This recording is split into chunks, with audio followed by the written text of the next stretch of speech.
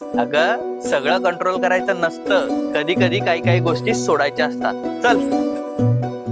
प्रतीक, अरे मला ना कधी कधी फ्युचरची खूप भीती वाटते. घरचं प्रेशर, कामाचं टेन्शन आणि कधी कधी तुला गमावण्याची सुद्धा.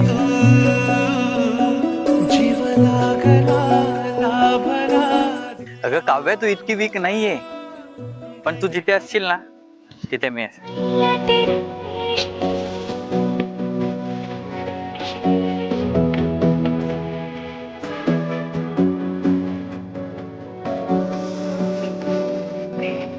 आणि तू, तुझं काय? माझं